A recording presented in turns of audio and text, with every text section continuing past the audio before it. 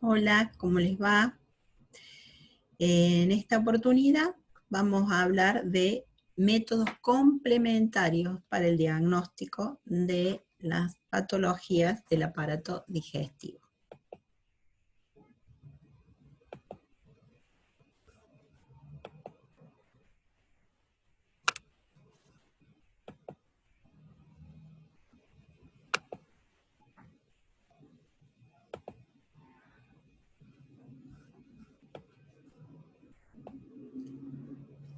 Bien, como les decía entonces, esta clase es un poco larga, por lo cual la hemos dividido en 3 partecitas. Vamos a abordar la primera parte.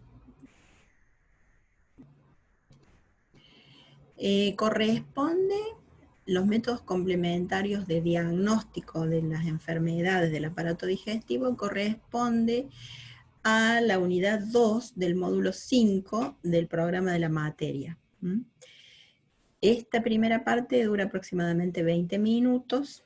Los objetivos en general de las charlas es que juntos conozcamos los métodos complementarios que nos aportan a lograr un diagnóstico en las patologías del aparato digestivo. Sobre todo vamos a ver estudios bioquímicos y de imágenes. Empezaremos diciendo que una historia clínica bien hecha nos aporta un 80% del diagnóstico. El avance tecnológico hizo también que los métodos diagnósticos avanzaran mucho. Lamentablemente hoy es frecuente de ver en la práctica clínica que distintos facultativos desde el motivo de consulta saltan a los complementarios. Lo que yo llamo poner el carro delante del caballo. Entonces, ante todo es fundamental, como decía el profesor Paco Maglio, el escuchatorio. Para lograr una correcta historia clínica, poder pensar en un diagnóstico sindrómico y desde allí saber qué complementarios voy a solicitar, para que me ayuden a confirmar, a descartar o incluso a identificar el diagnóstico etiológico del síndrome en el que estoy pensando. Bueno, vamos a empezar desde el esófago. Aquí vemos una radiografía directa hecha con un contraste que se llama bario, que es un contraste que se puede ingerir, que no es tóxico, no se absorbe, y tiene la particularidad que se ve en la radiografía blanco, bien blanco, y puede recorrer el tránsito de todo el tubo digestivo. Entonces esto es un tránsito faringoesofágico en una radiografía oblicua. Se nota que es oblicua porque aquí se ven las vértebras y en diagonal las costillas. Donde vemos un divertículo de Senker, donde vemos nivel hidroaéreo. Acá hay una línea de nivel, acá está el contraste blanco y esto es el aire. Aquí vemos en un tránsito esofágico con bario una estenosis de esófago. Este es el esófago, donde ustedes pueden imaginar o inferir que esto irregular de la luz, no es una luz lineal, ni siquiera, nunca se ve lineal porque está el peristaltismo, que va haciendo como espasmos, pero es muy anfractuoso el borde de esta imagen, donde podemos inferir que este paciente tiene las paredes del esófago infiltradas por el tumor y la luz estenosada y toda deformada de ese esófago. También podemos decir si es rígido, porque precisamente en el tránsito uno ve los movimientos peristálticos, cómo va cambiando la imagen blanca, y acá está fijo. Esta es una tomografía de tórax que bien podríamos decir que corresponde al mismo paciente, porque el esófago, lo vemos aquí, es este, donde vemos una luz pequeñita y una pared muy gruesa que está infiltrada por la tumoración. Vamos a describir un poquito lo que es la tomografía. tomo significa corte o sección, y grafien, imagen o gráfico, ¿verdad? Bueno, en la tomografía es una técnica de imagen digital que usa rayos X. Hay un tubo que emite los rayos por delante del paciente. Acá sería la parte ventral y acá sería la parte dorsal. Entonces, delante del paciente, el paciente está acostado, nosotros estamos mirando desde los pies, por lo tanto, esta es la derecha del paciente, esta es la izquierda del paciente. Entonces, este rayo, este tubo emite los rayos hacia el paciente en forma oblicua. El paciente absorbe fotones, los órganos del paciente absorben fotones, y aquí atrás hay un detector que está sensando esa absorción de fotones. Luego entonces permite reconstruir la imagen. Hay tomografías, la primera tomografía eran solamente de cerebro y había un solo emisor que lo hacía en abanico. Después vinieron las de segunda generación, que hay un emisor que va girando 180 grados alrededor del paciente, y después vino la de segunda generación,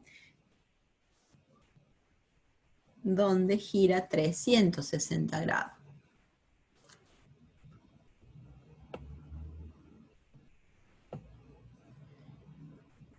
Después vino multicorte, que hace que los cortes sean más finitos, más pequeños, pueda haber distintas lesiones de tamaño más pequeño. Y ahora último sería la de que hay dos emisores de fotones, donde nos permite una mejor reconstrucción de la imagen, de mayor definición, y eso se llama multicorte dual. Bueno, entonces les decía, si acá están desde los pies del paciente, estamos viendo esta imagen, esto corresponde al corazón, y este es el esófago. Pulmón derecho, pulmón izquierdo.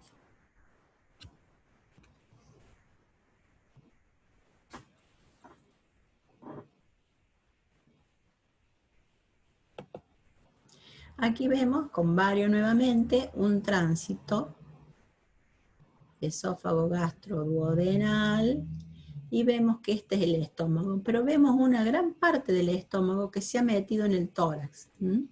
Es una hernia de hiato por deslizamiento. Por el orificio diafragmático va metiéndose, y esto es de distintos grados, ¿verdad? Puede el paciente tener síntomas desde leves, como un reflujo gastroesofágico, o también dolor precordial muy importante, regurgitación de alimentos sin digerir, vómitos, broncoaspiración, distintos síntomas. En esta otra imagen podemos apreciar un estómago que se llama en reloj de arena. Esto es una secuela de una úlcera gástrica que ha curado con una fibrosis en anillo, lo que hace que veamos esta imagen con el vario.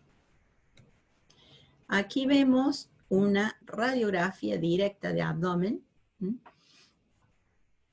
y la tomografía. Este caso se trata de una obstrucción alta. Decimos que es alta porque vemos asas de intestino delgado. Y esta línea recta es lo que marca el nivel hidroaéreo. Aquí, por ejemplo, es un gráfico para que vean. Aquí en marrón clarito sería el sólido o líquido, y el aire va para arriba, entonces esto negro es el aire. Y esta es la línea que marca el nivel. Entonces cuando nosotros vemos esta imagen negra, la definimos como nivel hidroaéreo. ¿Ven? Aquí se ve. En la tomografía pasa lo mismo. El aire va hacia arriba, que el paciente está acostado, habíamos dicho, entonces esto es la parte superior, que es lo ventral del enfermo. Y aquí está lo dorsal. Estas son las asas distendidas, y esto es aire. Aquí vemos una radiografía directa de abdomen, pero con una obstrucción baja. Entonces lo que vemos dilatado son las asas colónicas. Decimos que es una obstrucción baja porque no vemos asas de intestino delgado. Aquí vemos una radiografía de intestino. Es un tránsito intestinal hecho con doble contraste. Por un lado, se le da a beber el bario, que es lo que vemos blanco, y después el paciente tiene que estar preparado, tiene que tener limpio el intestino, a base de enemas previas. Y después en el lugar del estudio se le hace un enema con aire. Y eso permite que el bario se meta en todas las evaginaciones que tiene el intestino, ¿ven? Ahí, normales y patológicas. Y es lo que nos hace ver, por ejemplo, en este caso, la presencia de divertículos. El bario se ha metido en esas bolsitas que son los divertículos intestinales y lo vemos blanco. Y eso lo podemos apreciar por el doble contraste que efectúa el aire en la luz. Es un estudio muy molesto para el paciente, por lo que se lo deja para indicaciones especiales, cuando por ahí se sospecha fuertemente una lesión, sospecha fuertemente una lesión que con la colonoscopia no se pudo visualizar, no se pudo llegar al lugar, por ejemplo. A veces el ángulo hepático o esplénico del colon son difíciles de atravesar con el endoscopio. Aquí vemos una angiotac, una tomografía con contraste, donde se ve el contenido de los vasos sanguíneos blanco, porque son contraste en base yodo. Entonces se ve blanco. Y acá vemos la arteria mesentérica superior y la mesentérica inferior. Y esto es una TAC, tomografía axial computada helicoidal, donde además de girar 360 grados alrededor del paciente, el emisor va girando de manera helicoidal. Y eso nos permite luego hacer una reconstrucción virtual de como si estuviésemos dentro de la cavidad de ese intestino, como si fuera una colonoscopia virtual. Es muy útil este estudio porque no requiere medios de contraste. Los medios de contraste que se usan en tomografía son iodados con unas concentraciones muy altas que son nefrotóxicos. Entonces, cuando uno prefiere elegir estos métodos, cuando están accesibles, porque no son tóxicos para el paciente. Acá podemos apreciar una radiografía directa de abdomen. Esto es una parte de la radiografía, donde vemos estas dos imágenes. Si ustedes ven, son imágenes grandecitas que se ven blancas. Se ven blancas porque son cálculos. Y los cálculos biliares están formados por sales. Y entre algunos componentes tienen calcio. Esto se ve más denso el borde, seguramente tiene más calcio. Aquí vemos una TAC de abdomen donde resalta la vesícula. Miren ustedes, acá está la parte dorsal del paciente y esta es la parte ventral. Esta es la derecha, esto es el hígado, esto es el vaso a la izquierda, y acá vemos la vesícula. Esta vesícula es normal. Se la ve grande porque, recuerden, cuando el paciente está en ayuno, la vesícula está plétora, está llena. Y al comer, sobre todo si es un alimento rico en grasa, la vesícula se contrae y se ve en tamaño reducido. Aquí podemos apreciar una colangiografía transparieto-hepática. Para hacer esto, que es técnica rayos X, necesitamos introducir una aguja por la pared torácica, guiada por imágenes, obviamente, hasta caer en la vía biliar y allí inyectar el contraste. ¿Esto por qué? Porque hay una obstrucción, entonces necesitamos hacerlo por esta vía. Acá se nota que está la obstrucción porque hay un stop del contraste y se ve muy dilatada la vía biliar. Este paciente tenía un adenocarcinoma que obstruía por completo la luz. Seguramente este paciente, ya habrán visto ustedes, tendrá o habrá tenido un síndrome coledociano, clínicamente. ictericia, coluria y acolia, porque la bilis no pasa al intestino. Entonces la materia fecal es blanca como masilla, la bilirrubina circulante aumenta, el paciente se pone ictérico, atraviesa la barrera de filtración en el riñón y aparece una orina colúrica. Aquí vemos una colangioresonancia, donde podemos apreciar también una dilatación de la vía biliar. Y esto es una resonancia magnética. La resonancia magnética es otro método diagnóstico donde R significa radiofrecuencia, N núcleo y M magnético. ¿Por qué?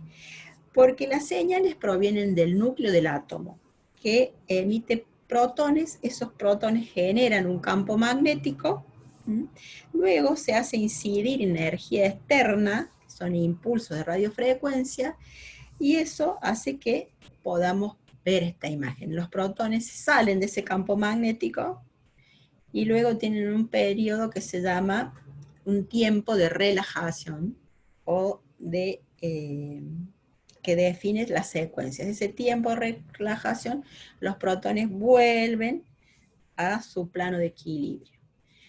En ese tiempo de relajación se llama T1 al que es longitudinal y T2 al que es transversal.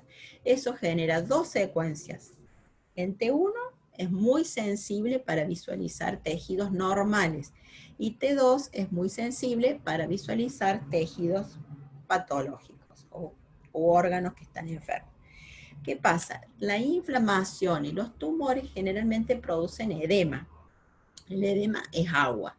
Y en T2 el agua se ve blanca. Por eso podemos decir que en la secuencia T2 vamos a ver las lesiones patológicas como hiperintensas. Entonces, en T1 vemos blanco la grasa y el contraste magnético, por ejemplo.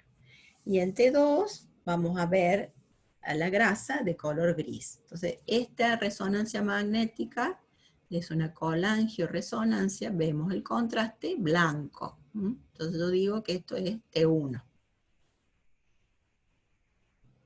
La resonancia magnética lo que tiene de diferente con la tomografía que nos permite llegar a todos los lugares donde por ahí la tomografía no alcanza. Por ejemplo, la fosa posterior, una tomografía no la puede visualizar y con una resonancia magnética sí. Acá vemos imágenes de páncreas. Esto es una tomografía, vuelvo a repetir, dorsal, ventral, estoy desde los pies del paciente, entonces esto es la derecha, acá vemos el hígado, acá vemos el vaso, este es el riñón izquierdo, acá se ve un pedacito del riñón derecho que está más abajo que el izquierdo.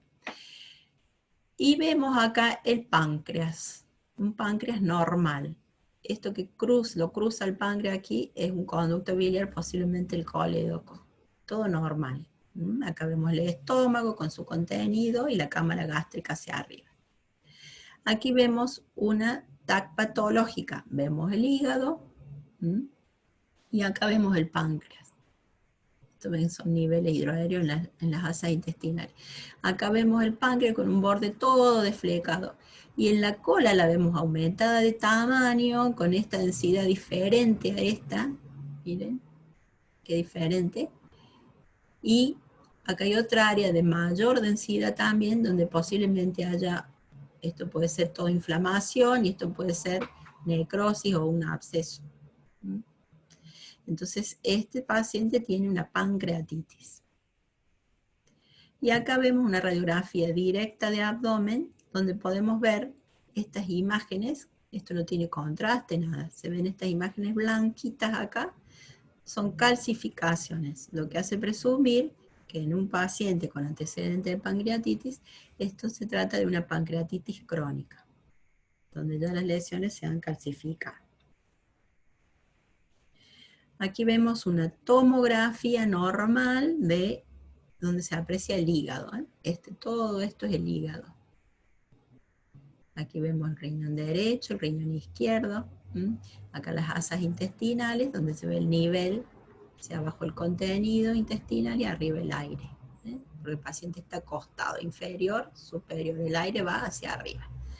Bien, y acá vemos una tomografía, más o menos cerca del mismo corte, donde vemos este hígado que está totalmente sembrado de estas lesiones de distinto tamaño y de distinta densidad que corresponden a metástasis hepáticas. Esto es una metástasis carcinomatosa. Se ve así muchas veces, de distinto tamaño y distribuidas en el hígado. Bien. Y aquí vemos una ecografía. Ecografía, recuerden que hay un emisor de ecos que rebotan en las estructuras de los órganos y nos devuelven un eco que se registra y se reconstruye así la imagen. Esto es para ver una dilatación acá de las venas suprahepáticas. Bien. Bueno, hasta aquí dejamos entonces la primera parte. Seguimos en otra grabación con la segunda partecita.